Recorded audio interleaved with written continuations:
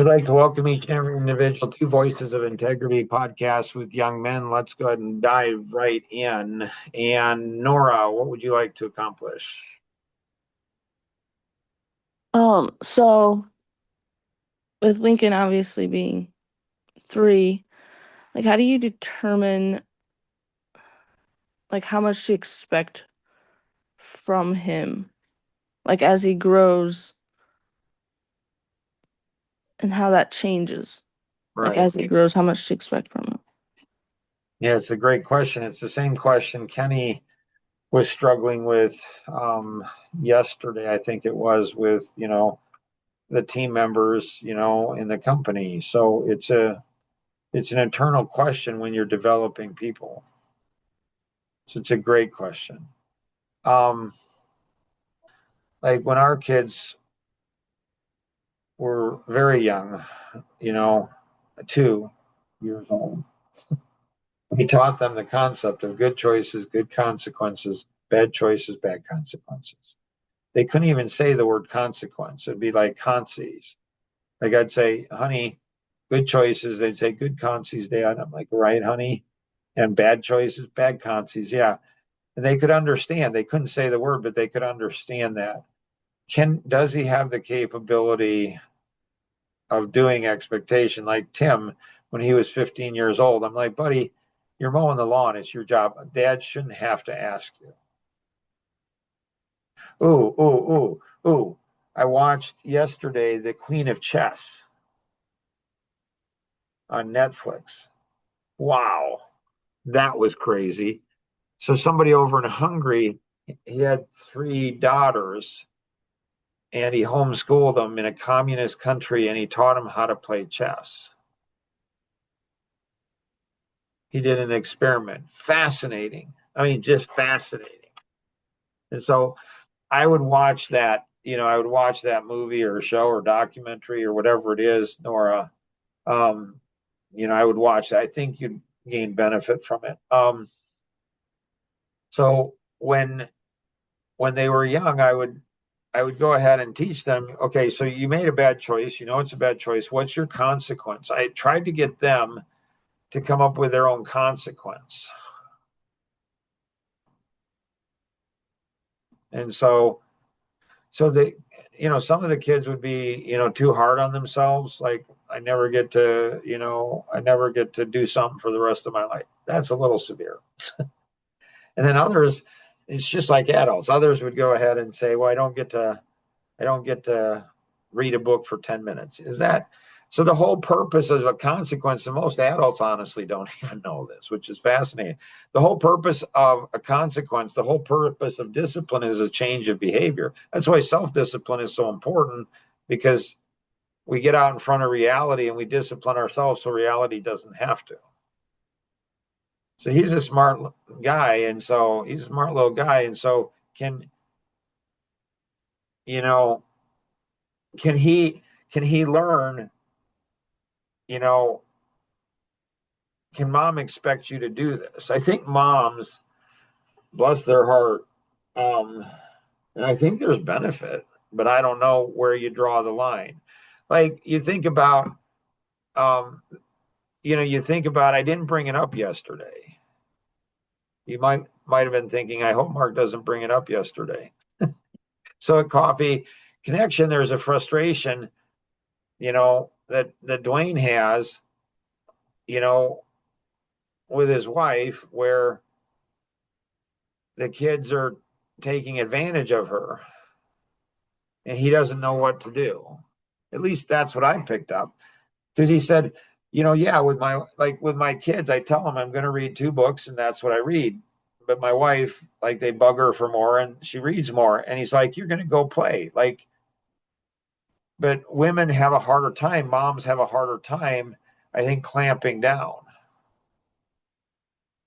And so, you know, and so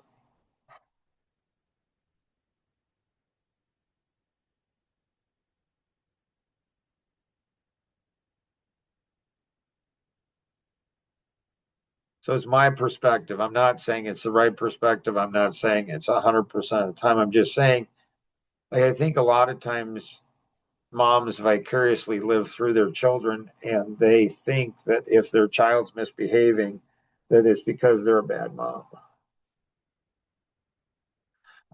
And so they make a lot of excuses, reasons for why their children they're tired. I mean, it was just fascinating. Like Luke is so thankful that he got to go ahead and you know at 4 o'clock in the morning travel to Illinois. And I'm like, we got a 2.5 hour. I'm going to make this productive. And I don't know, a half an hour into it, Luke's like, I'm going to take a nap, or is it okay if I take a nap? I'm like, take a nap. He's like, yes, I don't be crabby. I'm like, what? You're 18 years old. like, like, he's the youngest son. So, okay. Like, I'll never forget that. I'm like, that's so strange. You mean when you're tired, you get to be crabby? I mean, this is a grown up, and so like my parents really didn't talk about sex. I mean, my mom 5 times maybe. There was things that she said that really impacted in a good way. Every one of the 5 things, I'm so grateful that she went ahead and like it's like, oh, okay.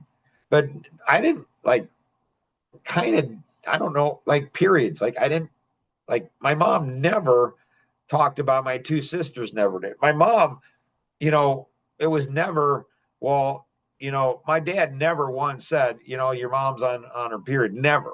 It was never, not once. Like, and I don't remember my mom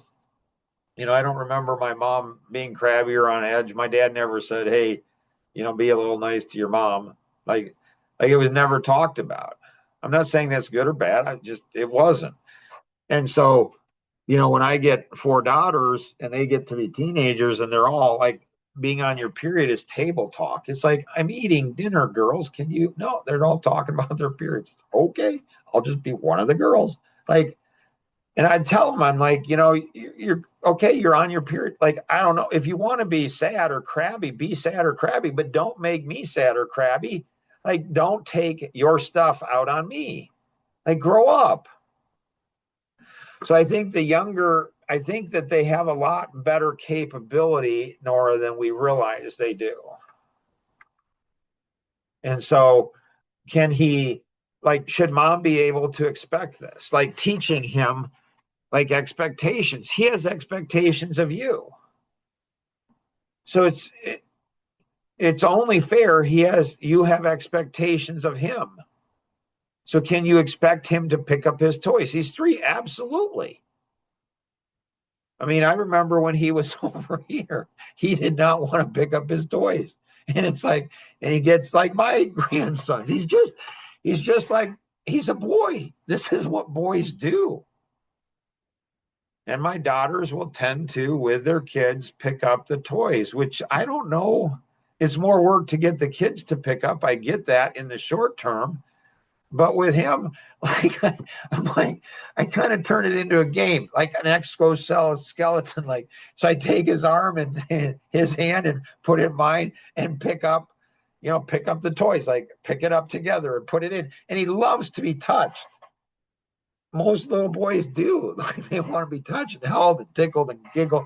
They want physical. And so he loved it. He loved doing it. And then next time he came over, he wanted it again. He wanted me to help him. I'm like, no, you do it yourself, buddy. Like you're a man. Like you do it. And he did. Like he did. And so boys are tricky for moms to, especially single moms. It's tricky. It's hard because you're both the mom and the dad ish. And it's hard. And so boys want to be babied and they grow up to detest women.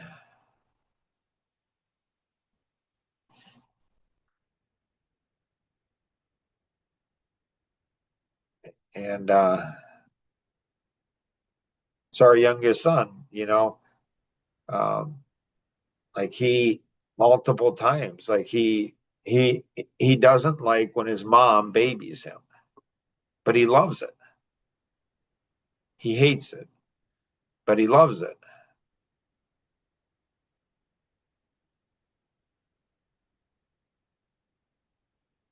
So I would try to get him to understand the concept of what you're doing and then come up with agreements between him and you. He's a worthy adversary to you or to me or anyone.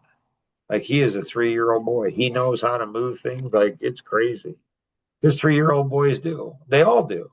He might be on the higher end of being able to do that.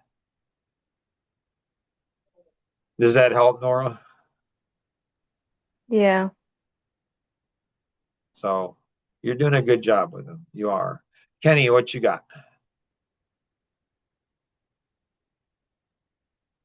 So, one thing, I guess Karina shared a few things with me last week, this week. And I don't know how many of those. One thing I don't understand is how to rebuild rhythms around presence instead of productivity, Help me understand that. where you have to, like, where your presence is, you have to focus more on your presence than when you're present being productive. Give me an example.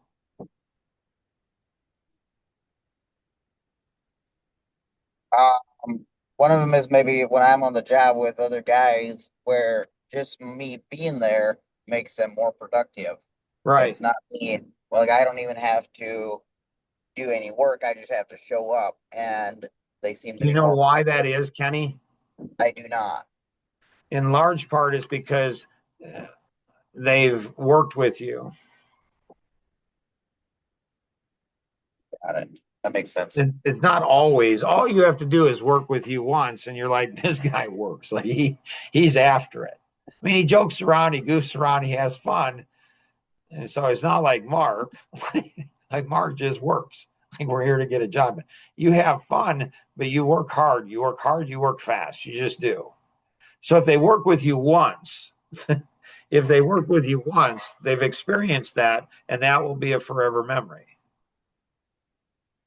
Now, if they don't work with you, you might have the authority, the air, the aura, the energy about you where people are like, this guy's pretty serious. Like he's joking, but he's serious. So you Uh-huh. might have, and when you're, the one of the owners of the company, that's going to have some level. Right, right. But Luke, I don't know if Luke has that. So it's not just the owner. So it's a combination of multiple pieces that go ahead and do that. So what you do is you go ahead and, when you're sitting down for lunch or, you have a bonfire or you're out fishing with people or, hunting or whatever, when you're around people, sometime you be intentional. You be super, super intentional. And you go and say, so I'm just curious. And Luke might slide in and say, I'm just curious, you know, you might set it up. You might set it up to where somebody else brings it up and say, do you notice that the whole crew is more productive when Kenny's around? Yes. So why is that? So it's the same exact concept that with Nora and Lincoln. Like he's 3 years old, he can't understand. No, he can understand. If he can understand how to move you and how to his shoulders, his body language, his voice, he's 3. If he can manipulate you, move you, leverage you, and anybody else he's around. If he can do that, trust me, he can understand a lot more than you realize he does. Same thing is true with adults. And so, rather than Nora fixing the problem or addressing the issue, let Lincoln do it. It's his life. Like, let him do it. Same thing with the other, but you bring it up so it's brought up to a conscious level, and people probably say, yeah, I hadn't thought about that. Why? They're not paying attention. So I hadn't thought about that. That's true. Why is that? And then you get people talking about it. You might be able to pull it off on your own. I don't. I don't do well. One is I don't like doing it. Right. Two is because I'm probably not good at it. It comes across as it's ego or I'm trying to lift myself up. And I'm like, that's not the point. Like you feel good when you're productive, and when Mhm. you're leading the team, and you can lead the team without being a leader. Like when I was in the mortgage industry, I'm 23, 24 years old and I'm leading, even though somebody else is the vice president of sales, somebody else is the marketing manager. These guys are much older than me. There's no question who was leading. Mark's leading. Initially, when I was offered the vice president of sales position, I said, I'm not gonna take it now. And he's like, well, what do you mean? Why not? And I said, well, because I haven't earned it. I mean, a vice president manages managers. I'm managing people, but I'm not managing managers. And he said, well, I kind of need you to take the position. I'm like, and I knew why he was doing it. And he's like, because he's promoting Ruth to a vice president. Why? To get her out. So it's politics. It's like promoting her. So he says, I need you to have the same title. I said, it's up to you. You can do whatever you want, but I don't need a title to lead. I don't need it because there's just energy. And so it's like, hey, so often the person with the title is not the leader. And so you talk to it, you talk about it, you get other people to talk about it when you're present or when you're not. I mean, I'm working on that right now in one of the teams I'm in. I'm working to strategically get somebody else to point something out about me because it just never works when I point it out. And I don't have to be there for sure. It's not about me at all. It's about developing other people and other people. I don't know why they're not paying attention. Like, why aren't you paying attention to yourself? Why aren't you paying attention to other people? Does that make sense, Kenny? Yes, it does. And then one other thing is how we judge our own reality or how our own intentions create our intentions create our own reality, or people tend to live in their intentions. It's like, yeah, I have a messy house, but I wanted to clean it. So, that helps in their own mind, that somehow helps them to live in their intentions. Yeah. So your question is what? I don't know if there's a question, maybe an observation, like about others, myself. Um, Whereas, like, if I would just do it, then that would become reality. Right. So there's Jim Bontrager in the Mark Borisma for Dummies. He said that. He says we judge others, I think, by their actions and us by our intentions. Well, I intended to do that, but we don't judge other people's by their intention. We judge them by their actions. So we're hypocritical. We have a higher expectation of other people than we do ourselves. Mm-hmm. Luke, what you got? How do you gain the respect? Like Kenny, when he shows up on the job site, people tend to work faster. Like, how do I develop that and then also gain the respect of people that are older than me and not make them fear me, but have them respect me? Yeah, so I would talk to Timothy Yoder, maybe take him out to eat. And asked him and said, I talked to, Mark Borisma and the Young Men's podcast, and he said that I should take you out to, breakfast or something. because he said you could teach me something.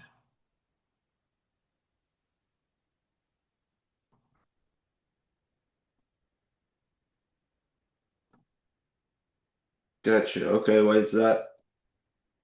Because he doesn't like working with you.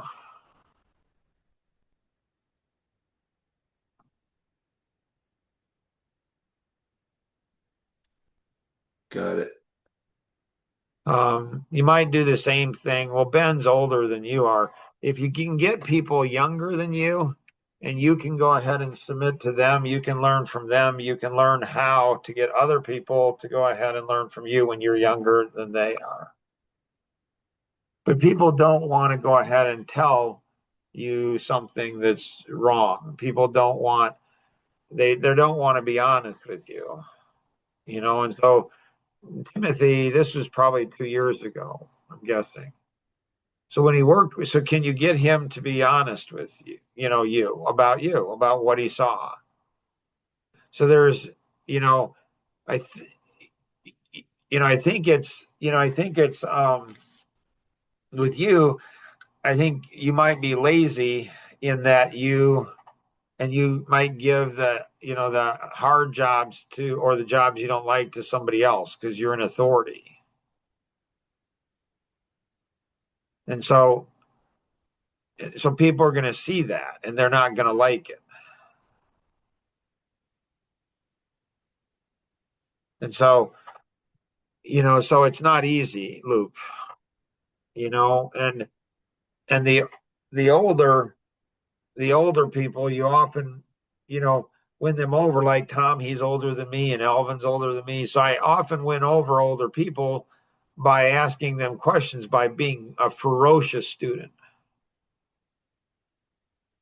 like a ferocious student. So, people that are older than me who respect me, they respect me because I'm a ferocious student. And that's a good word. Like this dude, this guy, man, he's on it. Like he wants to learn so much. So I'm asking them questions and I'm learning and asking for advice and those types of things. And when you do that, people will tend to ask you for your thoughts and then learning how to present your thoughts in a way that is palatable, that is easier to take. You've come so far, Luke, in 2 years. It's insane. It is absolutely insane. Makes sense. Yep. Anybody else have anything else? No. So, This could be everybody here. Do you ever have this empty feeling at times?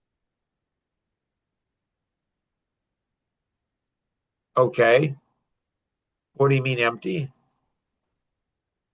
I don't know really how to describe it. It's just like uh, maybe everybody else has a life. Maybe it's just me. It's just where it seems to happen like maybe once every 2 or 3 weeks. Interesting. Um, I don't think I do. I'm trying to think back when I was your age. Um, I think I do at times. And it doesn't happen like often, maybe on a Friday night or a Saturday night, maybe a Sunday afternoon. For me, it was like it used to be very, very often, almost every Sunday night. But now it's, well, switched. I don't know. I think it's since I have my own company, I look more forward to the week than I do weekends, so it's not Sunday nights. Um, but it occasionally still happens. Yes. yeah, I think that pressure is a good thing. Stress is a good thing. How we handle it. It's weird. I told Elaine yesterday that I have this weird feeling that I want to do an overseas trip. So I told Rosanna, I said, if you make it back from Denver, I'm open to, in August, it'll be our 42nd anniversary. I'm open to going to Italy with you if you want, but you're going to need to plan it and drive it forward. I've given her that option like twice, two other times, and she doesn't drive it forward. It's like, okay. But I wonder if I would just go, you know, and I feel like, I don't know, I just feel like leaving. I just feel like going somewhere. Like it was interesting when Kenny went ahead and said, "Hey, you want to go somewhere?" I'm like 3 years ago. I'm like 3 years ago. I'm like, I don't know. And I'm like, what do you mean? He's like, I don't know, just stir crazy. I just want to go somewhere. I'm like, where do you want to go? He's like, I don't care, just someplace warm. I'm like, okay. I said, you want to drive there or fly there? I said, I got some clients in Texas that I haven't met, and they've been asking me to come down. We could do we could fly there or road trip. He's like, how about doing a road trip? I've never done anything like that in my life ever, like ever. We had like 2 3 days of planning. It was crazy. It was just crazy. So Kenny's done more of those than me, so he doesn't probably appreciate it as much as I do. The more we do of something, the less we value it. Tend to. And becomes more just, and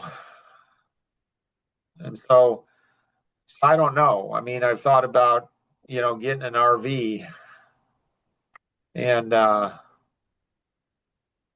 during the, you know, during the summer renting it out at our place and then during the winter just going to Florida, just renting out, Airbnb our place. And so it's like, so it's weird. There's, there's this stir craziness. And I don't know if that's what you're talking about, Kenny.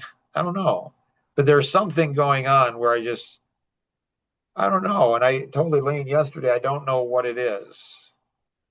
It seems like Compass is in a more solid position ish. And it seems like, Dreamscape is in a more, seems like Synergy is in a more, and it's like, so am I doing it because I just, I've actually thought I'd never travel on my own, never, but maybe I should, you know. I mean, obviously, you know, obviously, I've got to go ahead and bring somebody, pump my gas. So I'm not going to do everything on my own. So hopefully, yeah, fascinating. We're just wrapping up the podcast for young men. Fascinating conversations. My gracious, really cool stuff. Good questions, everyone. Always remember we can accomplish so much more together than we ever could on our own. Have an amazing day. Bye bye.